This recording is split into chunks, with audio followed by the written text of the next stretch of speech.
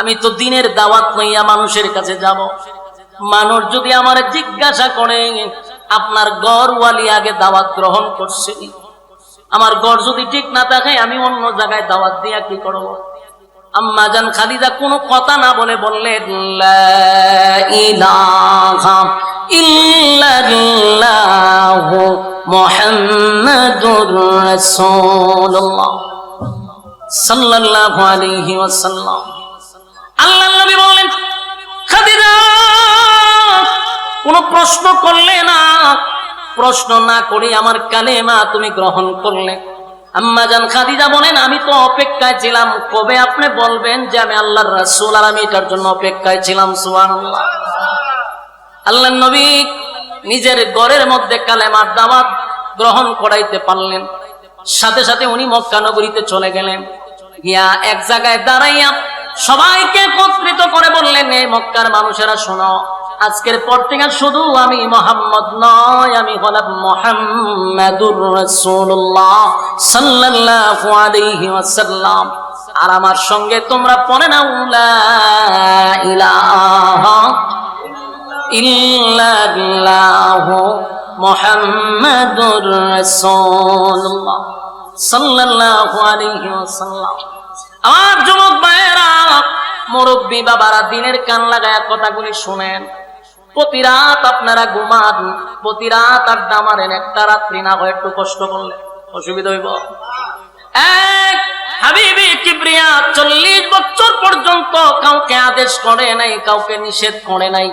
40 বছর পরে যখন বললেন লা ইলাহা ইল্লাল্লাহ, নেই কোনো মাবুদ আল্লাহ ছাড়া, মুহাম্মাদুর রাসূলুল্লাহ সাল্লাল্লাহু আলাইহি ওয়াসাল্লাম আমি আল্লাহর বান্দা এবং রাসূল, আমার পরে আর কোন নবী পৃথিবীতে আসবে না, কোন রাসূল পৃথিবীতে আসবে না। আল্লাহ আমারে আখিরি জামানার পয়গম্বর হিসেবে প্রেরণ করেছেন। তোমরা আমার সঙ্গে পড়ে নাও লা ইলাহা ইল্লাল্লাহ। এই কালেমা পড়ে নিলে দুনিয়া এবং পরকালে শান্তি পাইবা। এই যুবক ভাই, যে মক্কার মানুষ আমার নবীকে আল আমিন বলে উপাধি দিল গো, আবু জাহেলের মতো ব্যক্তি আমার নবীর আল আমিন বলে ডাকছে। মক্কার মধ্যে আমার নবীর কোনো দুশমন ছিল না, মক্কার ভিতরে আমার নবীর দুশমনি কেউ করত না, কেউ নবীর বিরোধিতা কোনোদিন করল না। যেই মাত্র বললেন লা ইলাহা ইল্লাল্লাহ, আল্লাহ ছাড়া কোনো মাবুদ নাই, আর আমি মুহাম্মাদুর রাসূলুল্লাহ, এই স্লোগান দেওয়ার সাথে সাথে মক্কার মানুষ আমার নবীরে মারার জন্য পাথর নিয়ে দাঁড়াইছে। আমার কথা কি বুঝতেছেন? তার কারণ হলো এতদিন নবী আদেশ করে নাই, নিষেধও করে নাই, নবীর কোনো শত্রু ছিল না। যেই মাত্র নবী আদেশ করতে লাগলেন, নিষেধ করতে লাগলেন, শত্রুর এখন অভাব নাই। সমাজের মধ্যে যদি আমি আপনি আদেশ করি, নিষেধ করি, আপনি আমারও শত্রু আছে। আর আপনি আমি যদি আদেশও নাই, নিষেধও নাই, একজনে হারিয়ে নাচতেছে, আপনি যখন আস্তাগফিরুল্লাহ এটা করেন ঠিক না, ওই আপনি তসবিলিয়া মসজিদে গেছেন না, তাহলে আপনার কোনো শত্রু নাই। কিন্তু সমাজের মধ্যে শিরিক হচ্ছে, বেদাত হচ্ছে। আপনি চোখে দেখার পরেও যদি কথা না বলেন, যদি আপনার শত্রু নাই, কিন্তু আল্লাহর কাঠ ধরায় আপনাকে জবাব দিতে হবে। কথা কই না দি? এই জন্য রাসূল যতদিন আদেশ নিষেধ দেয় নাই ততদিন শত্রু নাই। যেদিন থেকে বললেন আজকের থেকে সুদ খাওয়া যাবে না, ঘুষ খাওয়া যাবে না, মদ খাওয়া যাবে না, জানা ব্যভিচার করা যাবে না, দুর্নীতি করা যাবে না, টেন্ডারবাজি করা যাবে না, চাঁদাবাজি করা যাবে না, সেদিন থেকে নবীর বিরুদ্ধে সবাই দাঁড়ায় গেছে। এর আগে শত্রু নাই। শত্রু হইল কেন? যারা চাঁদাবাজি করতে, এখন চাঁদাবাজির বিরুদ্ধে কথা বলে আমি মৌলবীরে বালা ভাবে চাঁদাবাজে, হ্যাঁ কথা কই না? দুর্নীতিবাজের বিরুদ্ধে কথা বললে আমি মৌলবীরে বালা ভাইব। মসজিদে যদি সুদকুরের ওয়াজ করি, সুদকুর যারা আছে এরাকে আমি হুজুর আর বালা ভাইব। তাহলে আপনি যদি চিন্তা করেন যে আমার অনেক মুসল্লি আছে মাশাআল্লাহ সুদ খায়, আমি যদি সুদের বয়ান করি তাহলে তো দেখা গেল আমার এরা করে খাওয়ান বন্ধ হয়ে যাবো। এই নিয়তে ইমামতি করলে আপনার পিছনে নামাজও হবে না। আর শত্রু না থাকতে পারে, কিন্তু আল্লাহর কাঠ ধরে আপনাকে জবাব দিতে হবে। সাদারে সাদা কইতেইব, কালারে কালা কইতেইব। আমার কথায় মনে আপনার একমত না? আওয়াজে বোঝা যায় লক্ষণ খুব খারাপ। আল্লাহ রাসূল 40 বছর চললেন, সবাই কইছে মক্কা নগরী কেন, গোটা পৃথিবীতে এমন সন্তান আর নাই, এমন ভালো মানুষ কেউ নাই। কিন্তু কালেমার দাওয়াত দেওয়ার পরই কয় মুহাম্মদকে মারার জন্য ভাতুল্লিয়া দাঁড়িয়ে গেছে, এখন চাচা ভাতুল্লিয়া দাঁড়াইছে কেন? ওই যে নিষেধ দিছে। আবু জাহেল আলামিন বলে শিক্ষার দিতে না, আবু জাহেল কয় যে মুহাম্মদকে দুনিয়ার থেকে সরাইতে হবে না, নাউজুবিল্লাহ। কিন্তু সবাই জানতো উনি সত্য নবী। ওই যে রাসূল দাবি করার পরে এরা যখন জিজ্ঞাসা করছে কেমনে নবী হইছে, রাসূল কয় আমার 40 বছর অ্যানালাইজ করো, অ্যানালাইজ করে দেখে যে উনি নবী হওয়ার যোগ্য। সুবহানাল্লাহ। কারণ আল্লাহর হাবিবের জন্মটা তো এদের মধ্যে হইছে, কথা কয় না? আবু জাহেল জানতো উনি সত্য নবী, আবু লাহাবও জানতো যে আবু লাহাব পাথর লইয়া নবীরে দাঁড়াইছে, সেও জানতো যে উনি সত্য নবী, কারণ জন্মটা এরা নিজের চোখে দেখছে। আবু লাহাব নিজের বান দিয়ে আজাদ করেছে নবীর আগমনের খুশিতে। হে আবু লাহাব পাথর লইয়া খারাপ, কারণ হক কথা বলার কারণে। হক কথাটা কিন্তু তিতা, এটা কিন্তু মিষ্টি না, এটা অনেক তিতা। এটা ভালো লাগতেও পারে, নাও লাগতে পারে, কিন্তু আপনাকে হক কথা বলতেই হবে, এটা যত খারাপ লাগে। আমার যুবক ভাইরা, আল্লাহর হাবিব দুনিয়াতে আসার কারণে সবাই যখন খুশি ছিল, আবু লাহাবও খুশি ছিল, আবু জাহিলও খুশি ছিল। এখনো নবীর আগমনে সবাই খুশি হয়, কিন্তু নবীর সিরাত অনুযায়ী চলতে মানে না, চলতে পারে না। যদি হয় নামাজ পড়, রোজা রাখ, পর্দা কর, নিজের বউরে পর্দা রাখ, নিজের বাচ্চারে পর্দা রাখ, এটা সহ্য করতে পারে, কথা বুঝতেছে? কিন্তু নবীর জন্মের দিন মিছিলও করতে পারে, বিরানিও খাইতে পারে, কিন্তু নবীর হুকুম, নবীর তরিকা অনুযায়ী জীবন যাপন করতে তার ভালো লাগে না। আমি এক কথা বললাম, তুই যে মিছিল দিতা যাস, তোর তুই মুখ দাঁড়িয়েও নাই, নমাজও নাই, তুই মুখ হানি হলস না, না থাকলে দিছে নবীর প্রেম আছে, নবীর প্রেম দিয়ে কি জান্নাতে যেতে পারবেন? হ্যাঁ, কথা কই না। আবু তালেবের ভালোবাসা এক পাল্লা ভাই আপনি রাখেন, আর তাম পৃথিবীর সমস্ত মুমিনের ভালোবাসা এক পাল্লা ভাই রাখেন। শুধু ভালোবাসাটা মাপেন, খুদার কসম আবু তালেবের একদিনের ভালোবাসার সমান হবে না। বলুন সেই আবু তালেব জান্নাতি না জাহান্নামী? কেন? ভালোবাসার কোনো কমতি ছিল? কোনো কমতি ছিল না, কিন্তু এই ভালোবাসা লইয়া গেছে তো জাহান্নামে গেছে। যদিও জাহান্নামের শাস্তি অনেক কম। কেন কম? নবীর প্রতি ভালোবাসা ছিল, নবীর এমন কোন অংশ নাই আবু তালেবের শরীরে লাগে নাই, এই জন্য আল্লাহ শরীরের মধ্যে আগুন লাগাইছে না। কিন্তু যেই জায়গা আগুন লাগাইছে ভাবের তলা, ওই মাথার মগজ পর্যন্ত এইভাবে উতরাইতেছে, কিন্তু ভালোবাসা আবু তালেবের কোনো কমতি ছিল না। তাহলে এখান থেকে আমরা বুঝতে পারলাম শুধু ভালোবাসা দিয়ে জান্নাতে যাওয়া যায় না, ভালোবাসার সাথে নবীর আতাত লাগে, নবীর অনুসরণ, অনুকরণ, নবীর তরিকা অনুযায়ী জীবনযাপন করতে হয়, কথা বলেন না? বলুন শুধু ভালোবাসা দিয়ে জান্নাতে যাওয়া সম্ভব না ভালোবাসার সাথে নবীর তরিকা লাগে? আমি কথাটা বললে একটা এক্সাম্পল দেই। আমি এক্সাম্পলটা দিলে সাধারণ মানুষ বুঝতে সুবিধা। যেমন মনে করেন আমার মতো একটা ছোট্ট বক্তারও বক্তা আছে না নাই? আছে, সারা বাংলাদেশে আছে, ইউরোপ আমেরিকার থেকে আমার বক্তব্য আছে, ফোন টুন দেয়। এই যে ভালোবাসা, অনেক মানুষ ফোন দিয়ে কান্নাকাটি করে, একদিন দেখা করুন হুজুর আপনার ওয়াজ শুনি, বিভিন্ন আবেগ আছে, ভালোবাসা এদের কমতি নাই। কিন্তু অনেক বক্তরে দেখলাম যে মুখ দাঁড়িয়েও নাই, মুছও নাই, সুন্নতি কোনো লেবাসও নাই, নমাজও পড়ে না, কিন্তু আমার জীবনটা লাগে। বলুন তো দেখি আমার প্রতি তার ভালোবাসার কোনো কমতি আছে? কমতি নাই, কিন্তু কি নাই? আমার অনুসরণ অনুকরণ নাই, কথা হয় না? আমার যে অনুসরণ অনুকরণ তার মধ্যে থাকার কথা ছিল এটা নাই, কিন্তু ভালোবাসা আছে। আল্লাহ নবীর প্রতি অনেক মানুষের ভালোবাসা আছে, যারা মিছিল করে এরা নবীর ভালোবাসা মিছিল যায়, নবীর জন্য জীবন দিতে এরাও প্রস্তুত। এরা যে ভালোবাসা নাই কথা বলতে পারবে না, এরা নবীর লেগে জীবন দেলাইতে প্রস্তুত। কিন্তু সমস্যাটা হইলো এদের মধ্যে নবীর তরিকা নাই, নবীর অনুসরণ নাই, নবীর অনুকরণ নাই। শুধু ভালোবাসলেই হবে না, আপনি নবীর তরিকাটা খালি গ্রহণ করেন, সবচেয়ে বড় আশিকের রাসূল আপনি হবেন।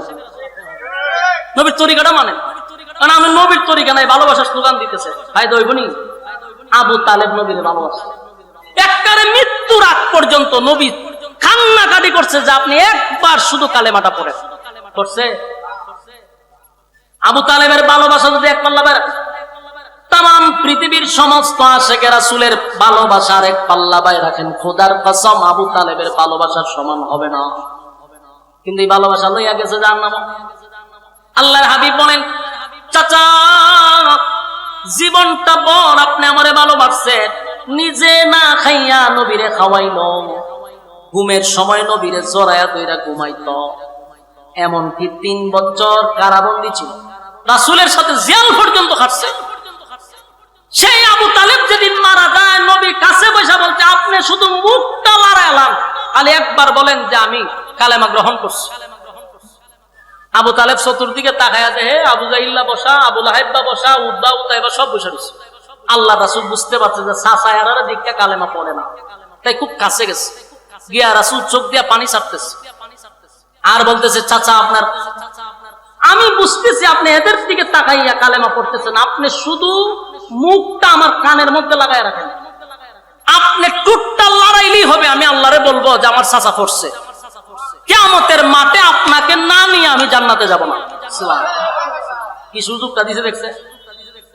কিন্তু আবু তালেব বলেন, ভাতিজা তুমি আমারে নসিহত করা লাগবে না, তুমি যে আল্লাহর পয়গম্বর সেটা মক্কাবাসীর থেকে আমি বেশি জানি। সুবহানাল্লাহ।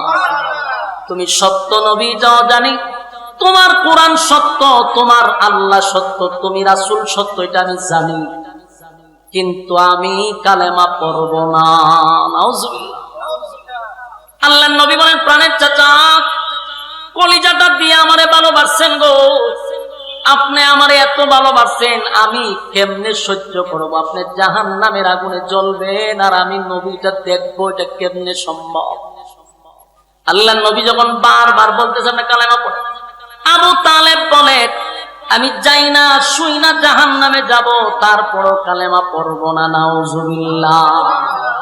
আল্লাহ রাব্বুল আলামিন তখন আয়াত নাযিল করে বলেন, বন্ধু আপনি কাঁদেন না, আপনি আর একটা কান্না কাটিও করবেন না, কারণ আপনার চাচা বলছে কালেমা পড়বেন, আপনি আরেকবার তারে রিকোয়েস্ট করবেন না, আমি আল্লাহ আপনার চাচাকে হেদায়েত দিব না, আমি তারে হেদায়েত দিব,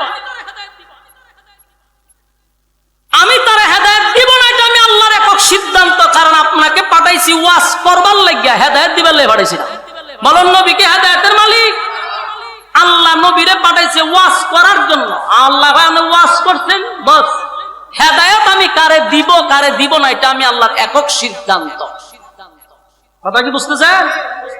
কালেমা পড়লো না, কিন্তু ভালোবাসার কোনো কমতি ছিল না। আমি আপনাদেরকে বলি, আমার যুবক ভাই, মুরব্বী বাবারা, আপনাদের ভিতরে ভালোবাসার কমতি নাই, শুধু সাথে নবীর তরিকাটা রাখেন, আবু বকরের সাথে আপনার হাসর হবে। নবীর তরিকা অনুযায়ী জীবন যাপন করেন, উমরের সাথে হাসর হয়ে যাবে, কারণ ভালোবাসা আপনাদের আছে। শুধু নবীর তরিকা অনেকের মধ্যে নাই, দাড়ি রাখে না, নামাজ পড়ে না, পত্রাপ করে পানি লয় না, নিজের বিবিরও পর্দায় রাখে না। বলুন এইভাবে কি জান্নাত পাওয়া সম্ভব? খালি স্লোগান দিলেই কথা হয় না। আল্লাহ রাব্বুল আলামিন বলেন, হেদায়েতের একমাত্র মালিক আমি আল্লাহ, কিন্তু যারা হেদায়েত আমার কাছে ভিক্ষা চায় আমি তাদেরকে হেদায়েত দিয়ে থাকি। যারা হেদায়েত চায় না রে, আমি আল্লাহ আসমান থেকে লাইম্মা তারে হেদায়েত দেই না। হেদায়েত আসমান থেকে লাইম্মা কেউ দেয় না। হেদায়েতের জন্য আল্লাহর কাছে আপনি চাইতে হবে। আপনি মুনাজাত যতবার করেন, একদিন কি কইছেন যে আল্লাহ আপনি আমারে হেদায়েত দেন, আল্লাহ আপনি আমারে হেদায়েতের ভিক্ষা দেন, আপনি আমারে মহব্বতের বান্দা হিসাবে কবুল করেন, এদিকে আল্লাহর কাছে কইছেন? তা আমরা তো আল্লাহর কাছে হেদায়েত চাই না, এই জন্য আমরা হেদায়েত পাই না। হেদায়েতের জন্য আল্লাহর কাছে চাইতে হবে। কথা কি বুঝতেছেন? আবু তালেব সব জানতো, কিন্তু হেদায়েতের জন্য আল্লাহর কাছে একবারও দরখাস্ত করে নাই। এজন্য আল্লাহ ভাই আমি তার হেদায়েত দিব না। নবীর চাচা আবু তালেবরে হেদায়েত দিল না, ওয়াহশিরে আল্লাহ হেদায়েত দিয়ে দিছে। কথা কি বুঝতেছেন? আমির হামদারে যিনি মারছেন, সেই ওয়াহশি কত সাহাবীদের মধ্যে সবচেয়ে একেবারে নিচু দরজা হইল ওয়াহশি। আল্লাহ ওয়াহশিরে হেদায়েত দিয়ে দিছে। কিন্তু আবু তালেব নবীরে ছাড়াইয়া হত্যা খাবার খায় নাই। 50 বছর পর্যন্ত নবীরে লালন পালন করছে, নিজের সন্তানের চেয়ে বেশি রাসূলকে মহব্বত করছে। কিন্তু আবু তালেব হেদায়েত পাইল না, আর ওয়াহশি নবীর কলিজায় আঘাত দিছে চাচারে হত্যা কইরা, কিন্তু ওয়াহশির আল্লাহ হেদায়েত দিয়ে দিছে। কারণ ওয়াহশি আল্লাহর কাছে হেদায়েত চাইছে যে আল্লাহ আমি যা করছি ভুল করে লইছি, আমার হেদায়েত দিয়ে দেন। আল্লাহ হেদায়েত দিয়ে দিছে। তো ওয়াহশির মতো একজন লোককে যদি আল্লাহ হেদায়েত দিয়া জান্নাতে দিয়া দেয়, আমি তো এরকম অপরাধ করছি না। আমরা যদি আল্লাহর কাছে হেদায়েত চাই, আল্লাহ দিবনি? কথা হয় না। কিন্তু মুখে শুধু ভালোবাসার স্লোগান থাকলেই হবে না, নবীর আতাত করতে হবে। আমার যুবক মায়েরা, আবু তালেব ভালোবেসেও জাহান্নামে গেল, শুধু একটাই তার মধ্যে ছিল, এটা হলো অনুসরণ অনুকরণ। আমার নবীর অনুসরণ অনুকরণ তার মধ্যে ছিল না। এখনকার ইয়ং জেনারেশন সহ মুরব্বীদের মধ্যেও ভালোবাসার কোনো কমতি নাই, কিন্তু নবীর এতাআত নাই, নবীর ভালোবাসা, মহব্বত, নবীর অনুসরণ, নবীর অনুকরণ আমাদের মধ্যে নাই। এই জিনিসটা যদি আমাদের মধ্যে থাকে, কসম খোদা, আল্লাহ বলেন আমি আমার বান্দারে হেদায়েত দিয়া দিব। এই যুবক ভাইয়েরা, মালিক জান্নাত বানাইছে মুমিনদেরকে জাহান্নামে যাওয়ার জন্য না, জান্নাত দেওয়ার জন্য আল্লাহ জান্নাত বানাইছে। কিন্তু জান্নাত আল্লাহর কাছ থেকে ছায়া আনতে হবে, আল্লাহর কাছ থেকে চাইতে হবে। আর চাইতে হবে বেশিরভাগ কিয়ামুল লাইল বলতে তাহাজ্জুদের সময়। আল্লাহর সাথে যদি আপনি আমার সম্পর্ক তৈরি করতে হয়, সেটা হলো গভীর রাত। বলুন সেটা কোন রাত? গভীর রাত। 5 ওয়াক্ত নামাজের মাধ্যমে জাহান্নাম থেকে বাঁচতে পারবেন, কিন্তু তাহাজ্জুদের মাধ্যমে আপনি আল্লাহর ওলি হইতে পারবেন। আমার কথা কি বুঝতেছেন? আপনি 5 ওয়াক্ত নামাজ দিয়ে ওলি হইতে পারবেন না। জান্নাত পাইবেন, জাহান্নাম থেকে বাঁচতে পারবেন, কিন্তু ওলি হইতে গেলে তাহাজ্জুদ করতে হবে। যেই ফিরে তাহাজ্জুদ করে না, এই ফিরে আল্লাহর ওলি হতে পারে না। এটা একবার স্পষ্ট।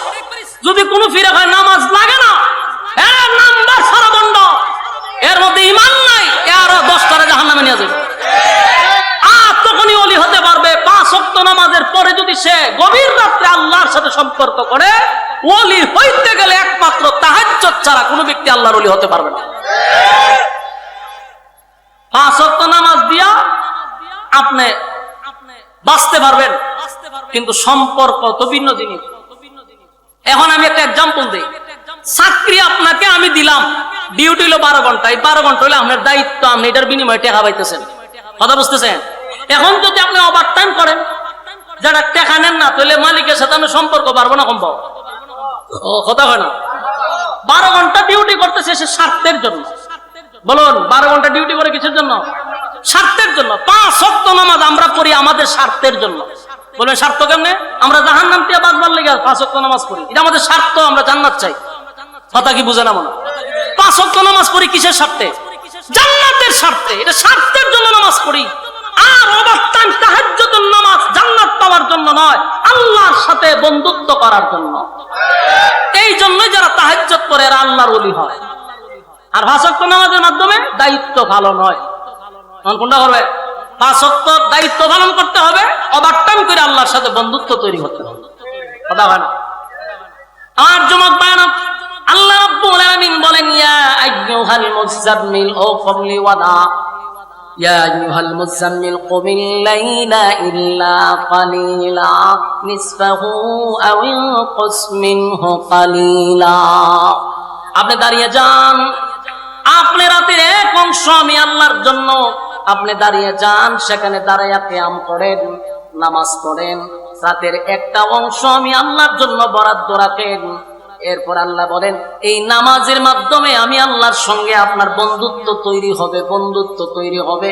আল্লাহ বলেন, নিসফাহু আও ইনকুস মিনহু কালিলা, রাতের যে কোনো একটা অংশে আপনি কিয়ামে দাঁড়ায়া যান। আউজিদ আলাইহি ওয়ারাত্তিলিল কুরআনা তারতিলা। আর কোরআন আপনি স্পষ্টভাবে শুদ্ধ করে তারতিলের সাথে কোরআন তেলাওয়াত করেন। তাহলে কোরআন তেলাওয়াত দরকার আছে না নাই? কথা কয়টা?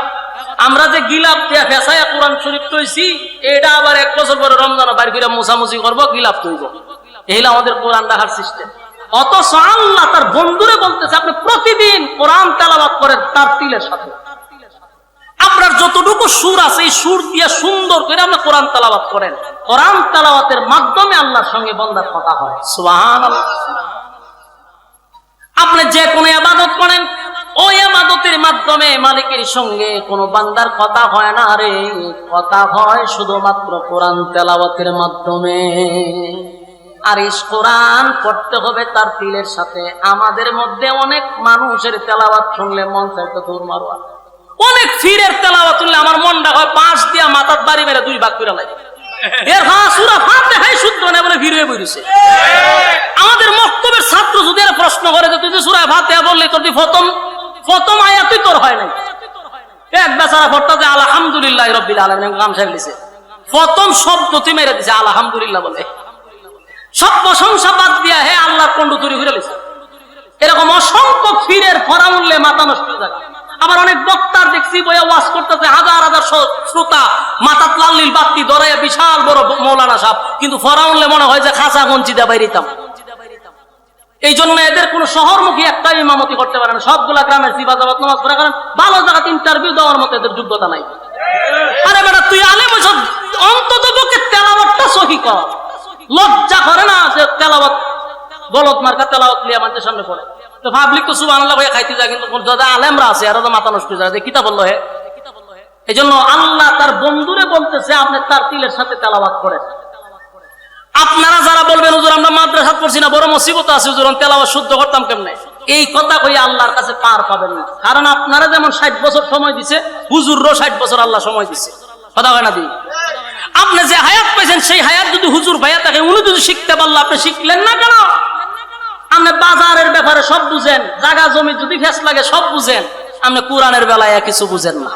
হ্যাঁ, একজন মুরব্বী সে দুনিয়ার কিচ্ছু বুঝে না, কিন্তু জায়গা দেখা ফেস লাগছে, এটা কোন কোডো যাইতেইব, কোন জায়গা গিয়া জায়গা ঠিক করতেইব, এই মুরব্বীর এই ব্রেন আছে, এটা দিয়ে ঠিক করে লই পরে।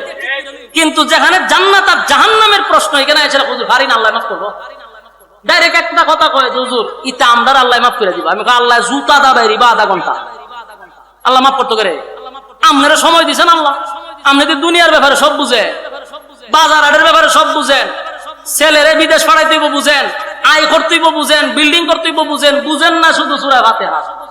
হ্যাঁ, আবার হয় আমরা অনেক কিছু জিজ্ঞাসা করছি আল্লাহ মাফ করবো, সহজ দলিল আল্লাহ মাফ করে দিবে।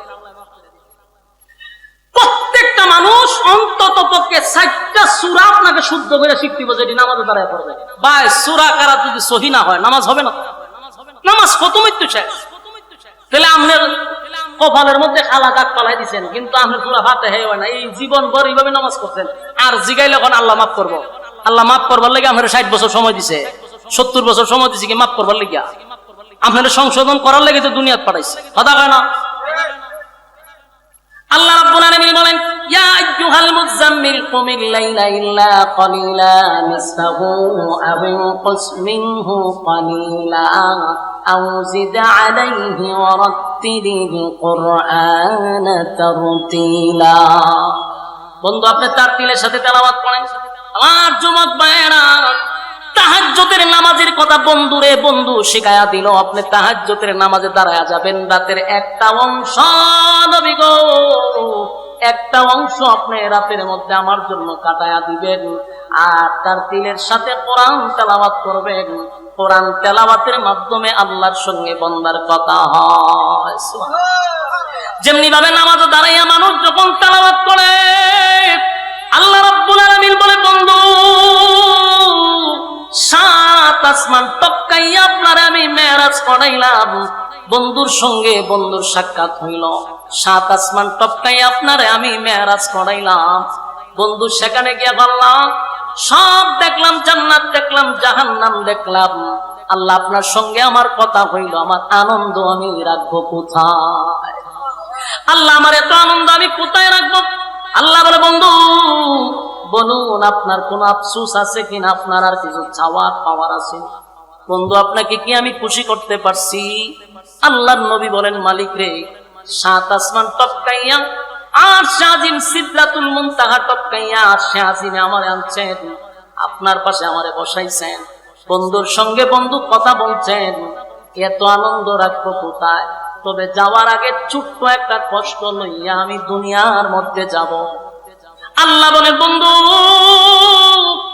7 আসমান টপকাইয়া আনছে গো, বন্ধুরে বন্ধুর পাশে বসাইয়া কথা বললাম, আর বন্ধু যাওয়ার সময় কষ্ট লইয়া দুনিয়াতে যাবে, আমি আল্লাহ এটা বরদাস্ত করতে পারবো না।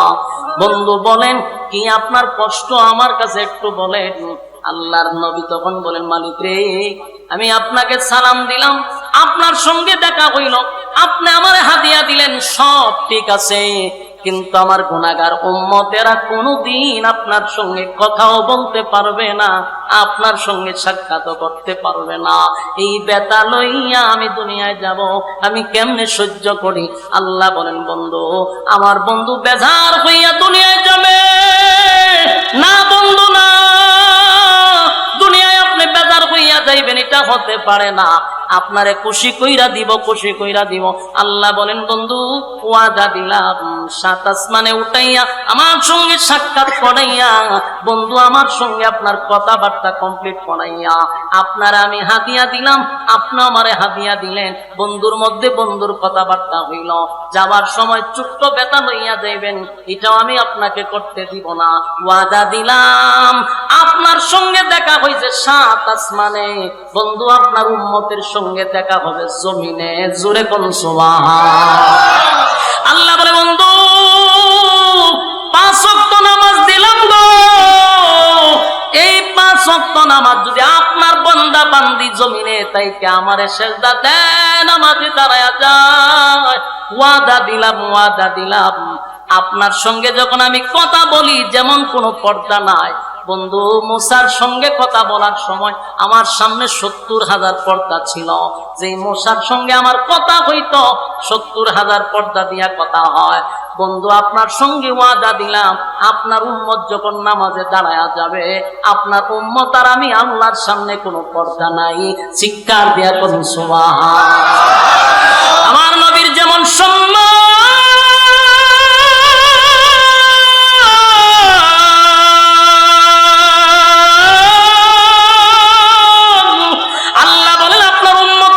সম্মান সমস্ত নবী কুলের সম্রাট হলেন নবী মুহাম্মদুর রাসূলুল্লাহ সাল্লাল্লাহু আলাইহি ওয়াসাল্লাম।